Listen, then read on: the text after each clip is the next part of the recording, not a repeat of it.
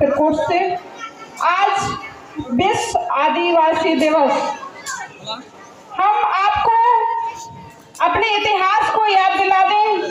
हमारे धरती आबा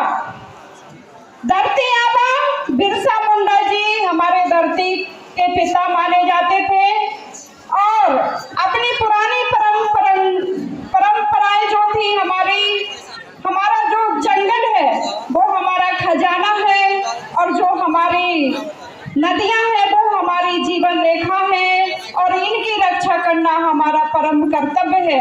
ये हमें अपने क्रांतिकारी बिरसा मुंडा जी से सीख लेनी है और उनके इतिहास को पढ़ना है। ये हम सब अपने आदिवासी क्रांतिकारी माताओं और बहनों और भाइयों को अवगत कराते हैं कि हमें अपने इतिहास से पीछे नहीं हटना है। कहते हैं लहरों से डरकर नौका पार नहीं होती, कोशिश करने वालों की कभी हार नहीं होती, कोशिश करने वालों की कभी हार नहीं होती। आप तो वो क्रांतिकारी साथी हैं कि जहां अपनी एकता में डट जाएंगे वहां अपने हक अधिकार लेके ही रहेंगे और अपने हक अधिकार के लिए भी हमें समझना है कि आज हमारे साथ क्या हो रहा है, हमारा जंगल किस ओर जा रहा है, हमारी जमीन कौन खा रहा है, हमारी शिक्षा कहाँ जा रही है। इस पर ध्यान देना है हमें और जागना है। जो भी आपके क्षेत्र में आते हैं वोटें मांगने के लिए, उनसे पहले लेटर पैड पे लिखवाएं। हमारा हमारा कॉलेज अलग से होना चाहिए। हम शिक्षा में जब तक आगे नहीं आएंगे तब तक अपने हक अधिकार नहीं ले पाएंगे। कहते हैं शिक्षा वह शेरनी का दूध है जो पिएगा वह दहाड़ेगा, लेकिन अभी वर्तमान की सरकार में शिक्षा, आपको सबको पता होगा कि दारू तो हर मोहल्ले में बिखरी जा रही है और शिक्षा सरकारी स्कूल बंद किए जा रहे हैं।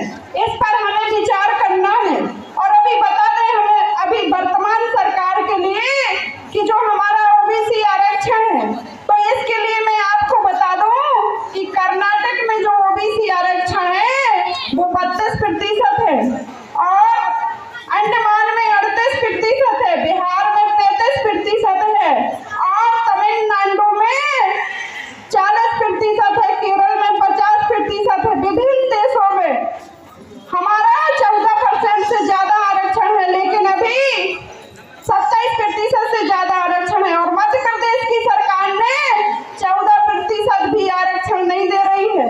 27% की मांग कर रहे हैं, 13% होल्ड लगा के रखा है और 13% होल्ड में हमारे 27 लाख बेरोजगार युवा फंसे हुए हैं। जिस दिन हमारा 13% होल्ड सरकार हटा देगी उस दिन हमारे युवाओं को रोजगार मिल जाएगा। मोदी जी ने कहा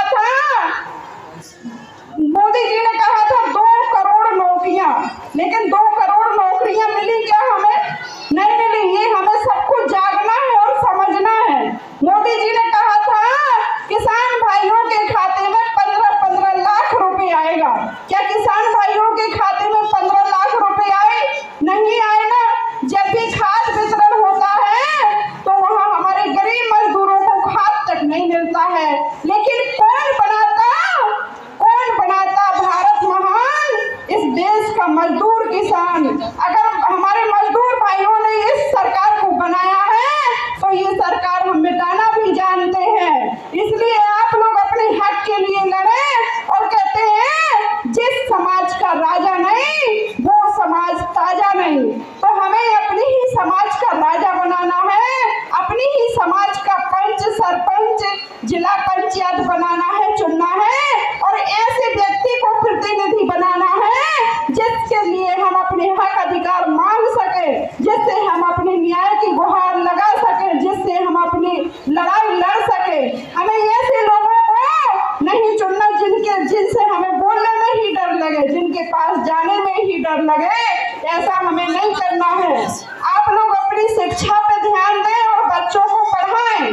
देखिए सीता माता ने वन में रहकर भी लव कुश को पढ़ाया था, तो लव कुश को उन्हें कितना ज्ञान बन दिया था सीता मैया ने। यही हमें अपने बच्चों को सिखाना है और उन्हें आगे बढ़ाना है।